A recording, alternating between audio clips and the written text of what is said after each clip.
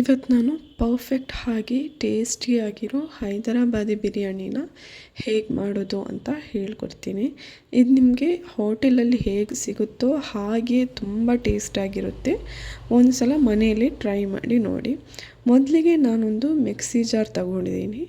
ಅದಕ್ಕೆ ನಾನು 3 ಕಾಯಿಮೆಣಸು ಹಾಗೆ ಬೆಳ್ಳುಳ್ಳಿಯ ಸಿಪ್ಪೆ ತೆಗೆದು ಇಟ್ಕೊಂಡಿದ್ದೀನಿ. ಹಾಗೆ ಶುಂಠಿನ ಹಾಕ್ಕೊಂಡ್ಬಿಟ್ಟು ಗ್ರೈಂಡ್ ಮಾಡಿ ರೆಡಿ ಮಾಡಿ ಇಟ್ಕೊಂಡಿದ್ದೀನಿ. ನಂತರ ನಾನಿಲ್ಲಿ ಚಿಕನನ್ನು ಮ್ಯಾರಿನೇಟ್ ಮಾಡೋಕ್ಕೆ ತಗೊಳ್ತಾ ಇದ್ದೀನಿ. ಚಿಕನಿಗೆ ಸ್ವಲ್ಪ ಅರಶಿನ ಪುಡಿ ಹಾಗೆ ಮೆಣಸಿನ ಪುಡಿ 1/4 ಟೇಬಲ್ ಸ್ಪೂನು ಹಾಗೆ 1/4 ಟೇಬಲ್ ಸ್ಪೂನಷ್ಟು ಗರಂ ಮಸಾಲ ಹಾಗೆ ಒಂದು 1/4 ಟೇಬಲ್ ಸ್ಪೂನಷ್ಟು ಧನಿಯಾ ಪುಡಿನ ಹಾಕ್ಕೊಳ್ತಾ ಇದ್ದೀನಿ. ಹಾಗೆ ನಾನಿಲ್ಲಿ 1 ಸ್ಪೂನಷ್ಟು ಬಿರಿಯಾನಿ ಮಸಾಲಾನ ಹಾಕ್ಕೊಳ್ತಾ ಇದ್ದೀನಿ. ಇದನ್ನು ಹಾಕ್ಕೊಂಡ್ರೆ ನಿಮಗೆ ತುಂಬ ಟೇಸ್ಟ್ ಚೆನ್ನಾಗಿ ಬರುತ್ತೆ. ಇವಾಗ 1 ಟೇಬಲ್ ಸ್ಪೂನಷ್ಟು ಉಪ್ಪನ್ನು ಹಾಕ್ಕೊಂಡೆ. ಒಂದು ಸ್ವಲ್ಪ ಲಿಂಬೆನ ನಾನಿಲ್ಲಿ ತಗೊಳ್ತಾ ಇದ್ದೀನಿ. ಹಾಗೆ ಮೊಸರನ್ನು ಕೂಡ ಹಾಕ್ಕೊಳ್ತಾ ಇದ್ದೀನಿ. ಮೊಸರು ಹಾಕ್ಕೊಂಡ್ರು ತುಂಬ ಟೇಸ್ಟಾಗಿ ಬರುತ್ತೆ ಮಸಾಲ. ಹಾಗಾಗಿ ನಾನಿಲ್ಲಿ ಮೊಸರನ್ನು ಹಾಕ್ಕೊಳ್ತಾ ಇದ್ದೀನಿ. ನಂತರ ಇದಕ್ಕೆ ಇವಾಗ ನಾವು ಆವಾಗಲೇ ಪೇಸ್ಟ್ ಮಾಡಿ ಇಟ್ಕೊಂಡಿದ್ದ ಕಾಯಿಮೆಣಸು ಪೇಸ್ಟನ್ನು ಇದಕ್ಕೆ ಹಾಕ್ಕೊಳ್ತಾ ಇದ್ದೀನಿ. ನಂತರ ಪುದೀನ ಕಟ್ ಮಾಡಿ ಹಾಕ್ಕೊಂಡೆ. ಹಾಗೆ ಕೊತ್ತಂಬರಿ ಸೊಪ್ಪನ್ನು ಕೂಡ ಇಲ್ಲಿ ಹಾಕ್ಕೊಳ್ತಾ ಇದ್ದೀನಿ. ಹಾಗೆ ನಾನು ಆನಿಯನನ್ನು ಡೀಪ್ ಫ್ರೈ ಮಾಡಿಕೊಂಡು ರೆಡಿ ಮಾಡಿ ಇಟ್ಕೊಂಡಿದ್ದೆ. ಅದರಲ್ಲಿ ಇವಾಗ ನಾನು ಸ್ವಲ್ಪ ತೆಗೆದು ಇದಕ್ಕೆ ಮ್ಯಾರಿನೇಟ್ ಮಾಡೋಕ್ಕೆ ಇಡ್ತಾ ಇದ್ದೀನಿ. ಹಾಗೆ ಸ್ವಲ್ಪ ನಾನು ಇಟ್ಟಿದ್ದೀನಿ. ಹಾಗೆ ಇವಾಗ ಇದನ್ನು ಚೆನ್ನಾಗಿ ನೀವು ಮ್ಯಾರಿನೇಟ್ ಮಾಡ್ಕೋಬೇಕು. ಚೆನ್ನಾಗಿ ಇದನ್ನು ಮಿಕ್ಸ್ ಮಾಡ್ಕೋಬೇಕು. ಉಪ್ಪು ಖಾರ ಎಲ್ಲನೂ ಪರ್ಫೆಕ್ಟಾಗಿ ಮಿಕ್ಸ್ ಆಗಬೇಕು. ನಂತರ ಇವಾಗ ಇದನ್ನು ನಾನು ಒಂದು 20 ನಿಮಿಷ ಮ್ಯಾರಿನೇಟ್ ಆಗೋಕ್ಕೆ ಬಿಡ್ತೀನಿ. ನಂತರ ಇಲ್ಲಿ ನಾನು ಅಕ್ಕಿನ ಹಾಕ್ಕೊಳ್ತಾ ಇದ್ದೀನಿ. ಇಲ್ಲಿ ಕುಕ್ಕರ್ಗೆ ಎಣ್ಣೆ ಸ್ಪೈಸಸನ್ನೆಲ್ಲ ಹಾಕ್ಕೊಂಡ್ಬಿಟ್ಟು ಹಾಗೆ ಅಕ್ಕಿ 1 ಲೋಟ ಹಾಕ್ಕೊಂಡಿದ್ದೀನಿ. 2 ಲೋಟ ನೀರು ಹಾಕ್ಕೊಂಡ್ಬಿಟ್ಟು ಸ್ವಲ್ಪ ಇದಕ್ಕೆ ನಿಂಬೆನ ಸ್ಕ್ವೀಸ್ ಮಾಡ್ಕೊತಾ ಇದ್ದೀನಿ. ಮಾಡ್ಕೊಂಡ ನಂತರ ಇದಕ್ಕೆ ಸ್ವಲ್ಪ ಉಪ್ಪು ಹಾಗೆ ಸೋಂಪು ಕಾಳನ್ನು ಹಾಕ್ಕೊಂಡ್ಬಿಟ್ಟು ಒಂದು ಸಲ ಚೆನ್ನಾಗಿ ಮಿಕ್ಸ್ ಮಾಡಿಕೊಂಡು 2 ವಿಸಿಲ್ ಕೂಗಿಸ್ಕೊತೀನಿ. ನಂತರ ನಾನಿವಾಗ ಈ ಪಾತ್ರೆಯಲ್ಲಿ ಬಿರಿಯಾನಿನ ಮಾಡ್ಕೊಳ್ಳೋದು ಮಸಾಲಾನ. ಇವಾಗ ಇದಕ್ಕೆ ನಾನು ಆವಾಗಲೇ ಫ್ರೈ ಮಾಡಿ ಇಟ್ಕೊಂಡಂಥ ಆಯಿಲನ್ನು ನಾನಿಲ್ಲಿ ಯೂಸ್ ಮಾಡ್ಕೋತಾ ಇದ್ದೀನಿ. ಹಾಗೆ ನಾನಿಲ್ಲಿ ಈರುಳ್ಳಿನ ಸ್ವಲ್ಪ ಕಟ್ ಮಾಡಿ ತಗೊಂಡಿದ್ದೀನಿ. ಇವಾಗ ಇದು ಎಣ್ಣೆಯಲ್ಲಿ ಚೆನ್ನಾಗಿ ಫ್ರೈ ಆಗಬೇಕು. ಪ್ರಾಪರಾಗಿ ಒಂದು ಸಲ ಚೆನ್ನಾಗಿ ಫ್ರೈ ಆದ ನಂತರ ಇದಕ್ಕೆ ನಾನು ಆವಾಗಲೇ ಸ್ವಲ್ಪ ಟೊಮೆಟೊನ ಕಟ್ ಮಾಡಿ ರೆಡಿ ಮಾಡಿ ಇಟ್ಕೊಂಡಿದ್ದೆ. ಅದನ್ನು ಕೂಡ ಹಾಕೋಬೇಕು. ನಿಮಗೆ ಇಲ್ಲಿ ಮಸಾಲ ಜಾಸ್ತಿ ಬೇಕು ಅಂತ ಇದ್ದರೆ ಆನಿಯನನ್ನು ಇನ್ನೂ ಸ್ವಲ್ಪ ಜಾಸ್ತಿ ಕಟ್ ಮಾಡಿ ಹಾಕ್ಕೊಂಡ್ರೆ ಆಯಿತು ಅಷ್ಟೇ. ಹಾಗೆ ಮಸಾಲ ಕ್ವಾಂಟಿಟಿಯನ್ನು ಎಲ್ಲನೂ ಜಾಸ್ತಿ ಹಾಕ್ಕೊಂಡ್ರೆ ಆಯಿತು. ಇವಾಗ ನಾನಿಲ್ಲಿ ಒಂದು ಟೊಮೆಟೊನ ತಗೊಂಡಿದ್ದೀನಿ. ಇದನ್ನು ಸಣ್ಣದಾಗಿ ಕಟ್ ಮಾಡಿ ಹಾಕ್ಕೊಂಡಿದ್ದೀನಿ. ಇದು ಸ್ವಲ್ಪ ಲೈಟಲ್ಲಿ ಇದನ್ನು ನೀವು ಎಣ್ಣೆಯಲ್ಲಿ ಫ್ರೈ ಮಾಡ್ಕೊಳ್ಳಿ.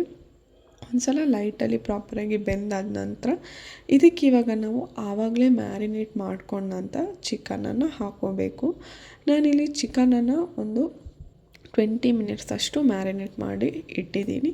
ನಿಮಗೆ ಟೈಮ್ ಇತ್ತು ಅಂತ ಇದ್ದರೆ ಸ್ವಲ್ಪ ಜಾಸ್ತಿನೇ ಇಡ್ಬೋದು, ತೊಂದರೆ ಇಲ್ಲ. ಮಸಾಲೆ ಎಲ್ಲ ಚೆನ್ನಾಗಿ ಎಳ್ಕೊಳ್ಳುತ್ತೆ.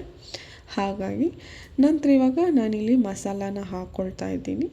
ಮಸಾಲಾನ ಹಾಕ್ಕೊಂಡ್ಬಿಟ್ಟು ಚೆನ್ನಾಗಿ ನೀವು ಈರುಳ್ಳಿ ಹಾಗೆ ಟೊಮೆಟೊದ ಜೊತೆ ಮಿಕ್ಸ್ ಮಾಡ್ಕೋಬೇಕು. ಪ್ರಾಪರಾಗಿ ಇದು ಮಿಕ್ಸ್ ಆಗಬೇಕು. ನಾನಿಲ್ಲಿ ಉಪ್ಪನ್ನು ಆವಾಗ ಮ್ಯಾರಿನೇಟ್ ಮಾಡೋಕ್ಕೆ ಹಾಕಿದ್ದೀನಿ. ಒಂದು ವೇಳೆ ನಿಮಗೆ ಇಲ್ಲಿ ಕಡಿಮೆ ಆಯಿತು ಅಂತ ಇದ್ದರೆ ಮತ್ತೆ ಕೂಡ ಹಾಕೋಬೋದು. ರೈಸಿಗೂ ನೀವು ಸ್ವಲ್ಪ ಲೈಟಲ್ಲಿ ಹಾಕಿರೋದ್ರಿಂದ ನೋಡಿಕೊಂಡು ಹಾಕ್ಕೊಳ್ಳಿ. ಇವಾಗ ಇದನ್ನು ನಾನು ಚೆನ್ನಾಗಿ ಮಿಕ್ಸ್ ಮಾಡಿಕೊಂಡು ಒಂದು 5 ನಿಮಿಷ ಇದನ್ನು ಸ್ವಲ್ಪ ಹೊತ್ತು ಬೇಯಲಿಕ್ಕೆ ಬಿಡ್ತೀನಿ. ಇದು ಪ್ರಾಪರಾಗಿ ಇಲ್ಲಿ ಮಸಾಲ ಚಿಕನ್ ಎಲ್ಲನೂ ಚೆನ್ನಾಗಿ ಬೆಂದಬೇಕು. ಇವಾಗ ನೀರು ಬಿಟ್ಕೊಳ್ತಾ ಇದೆ ಲೈಟಲ್ಲಿ. ಒಂದು 5 ನಿಮಿಷ ಇದನ್ನು ಚೆನ್ನಾಗಿ ಬೇಯಲಿಕ್ಕೆ ಬಿಡಿ. ಟೊಮೆಟೊ ಈರುಳ್ಳಿ ಚಿಕನ್ ಎಲ್ಲ ಚೆನ್ನಾಗಿ ಸ್ವಲ್ಪ ಬೇಯಲಿ. ಒಂದು 5 ನಿಮಿಷ ಆದ ನಂತರ ಇವಾಗ 5 ನಿಮಿಷ ಆಗಿದೆ, ನೀರೆಲ್ಲ ಬಿಟ್ಕೊಂಡಿದೆ. ಇವಾಗ ನೀವು ನೋಡ್ಬೋದು ಪ್ರಾಪರಾಗಿ ಇದು ಇನ್ನೂ ಬೆಂದಿಲ್ಲ, ಸ್ವಲ್ಪ ಬೇಯಬೇಕು. ಅದಕ್ಕಿಂತ ಮೊದಲು ನಾವಿವಾಗ ಇದಕ್ಕೆ ಆವಾಗಲೇ ನಾನು ನಿಮಗೆ ಆನಿಯನನ್ನು ಫ್ರೈ ಮಾಡಿ ಇಟ್ಕೊಂಡಿದ್ದೆ. ಅದನ್ನು ಕೂಡ ಇದಕ್ಕೆ ಹಾಕೋಬೇಕು. ಹಾಗೆ ಉಪ್ಪು ಸ್ವಲ್ಪ ಸಪ್ಪೆ ಅಂತ ಅನ್ನಿಸ್ತು, ಹಾಗಾಗಿ ನಾನಿಲ್ಲಿ ಸ್ವಲ್ಪ ಉಪ್ಪನ್ನು ಹಾಕ್ಕೊಳ್ತಾ ಇದ್ದೀನಿ. ಸ್ವಲ್ಪ ಉಪ್ಪನ್ನು ಹಾಕೊಂಡ ನಂತರ ಇದಕ್ಕೆ ಇವಾಗ ನಾನು ಆವಾಗಲೇ ಆನಿಯನ್ ಫ್ರೈ ಮಾಡಿ ಇಟ್ಕೊಂಡಿದ್ವಲ್ಲ ಅದನ್ನು ಕೂಡ ಇದಕ್ಕೆ ಹಾಕ್ಕೊಳ್ತಾ ಇದ್ದೀನಿ. ಇವಾಗ ಇನ್ನೂ ಸ್ವಲ್ಪ ನಾನಿಲ್ಲಿ ಫ್ರೈ ಮಾಡಿ ಇಟ್ಕೊಂಡಂಥ ಆನಿಯನನ್ನು ಇಟ್ಕೊಂಡಿದ್ದೀನಿ, ಯಾಕಂದರೆ ಮತ್ತೆ ನಾವು ಗಾರ್ನಿಷ್ ಮಾಡ್ಕೊಳ್ಳೋಕ್ಕೆ ಮೇಲ್ಗಡೆ ಹಾಕೋಕ್ಕೆ ಬೇಕಾಗುತ್ತೆ ಅಂತ. ಇವಾಗ ನೀವು ಇಲ್ಲಿ ಫ್ರೈಡ್ ಆನಿಯನ್ ಹಾಕ್ಕೊಳ್ಳೋದ್ರಿಂದ ಮಸಾಲ ತುಂಬಾ ಟೇಸ್ಟಿಯಾಗಿ ಬರುತ್ತೆ, ಹಾಗೆ ರೈಸ್ ಜೊತೆ ತಿನ್ನೋವಾಗ ತುಂಬ ಚೆನ್ನಾಗಿರುತ್ತೆ. ಇವಾಗ ನಾನು ಉಪ್ಪು ಎಲ್ಲ ಹಾಕ್ಕೊಂಡು ಇವಾಗ ಉಪ್ಪೆಲ್ಲ ಕರೆಕ್ಟಾಗಿದೆ. ಮತ್ತೆ ಒಂದು 10 ನಿಮಿಷ ಇದನ್ನು ಚೆನ್ನಾಗಿ ಬೇಯಲಿಕ್ಕೆ ಬಿಡ್ತೀನಿ. ಇವಾಗ 10 ನಿಮಿಷ ಆಗಿದೆ, ನೋಡ್ಬೋದು ಮಸಾಲೆ ಎಲ್ಲ ಪ್ರಾಪರಾಗಿ ಇವಾಗ ಬೆಂದಿದೆ. ಚಿಕನ್ ಕೂಡ ಈ ಥರ ಒಮ್ಮೆ ಮಸಾಲ ಪ್ರಾಪರಾಗಿ ಬೆಂದ ನಂತರ ಉಪ್ಪು ಖಾರ ಹುಳಿ ಎಲ್ಲ ಕರೆಕ್ಟ್ ಇದೆ ಅಂತ ನೀವು ನೋಡ್ಕೋಬೇಕು. ನಂತರ ಇವಾಗ ಇದಕ್ಕೆ ಆವಾಗಲೇ ನಾನು ರೈಸನ್ನು ರೆಡಿ ಮಾಡಿ ಇಟ್ಕೊಂಡಿದ್ದೆ. ನಾನು 2 ವಿಸಿಲ್ ಕೂಗಿಸ್ಕೊಂಡು ರೈಸನ್ನು ರೆಡಿ ಮಾಡಿ ಇಟ್ಕೊಂಡಿದ್ದೆ. ಇವಾಗ ನಾನು ಇದಕ್ಕೆ ರೈಸನ್ನು ಮೇಲ್ಗಡೆ ಹಾಕ್ಕೊಳ್ತೀನಿ. ಇದನ್ನು ನೀವು ಹಾಕ್ಕೊಳ್ಳುವಾಗ ಸ್ಟವ್ ಫ್ಲೇಮನ್ನು ಸ್ಲೋ ಆಗಿ ಇಟ್ಕೊಳ್ಳಿ. ಒಂದು ವೇಳೆ ರೈಸ್ ತುಂಬ ಬೆಂದಿದೆ ಅಂತ ಇದ್ದರೆ ನೀವು ಆಫ್ ಮಾಡ್ಕೋಬೋದು ಗ್ಯಾಸನ್ನು. ಇವಾಗ ನಾನು ಮಾಡಿದ ರೈಸ್ ಪರ್ಫೆಕ್ಟಾಗಿ ಬಂದಿದೆ. ಇವಾಗ ಇದಕ್ಕೆ ಸ್ವಲ್ಪ ನಾನು ಗಾರ್ನಿಷ್ ಮಾಡ್ಕೋತಾ ಇದ್ದೀನಿ.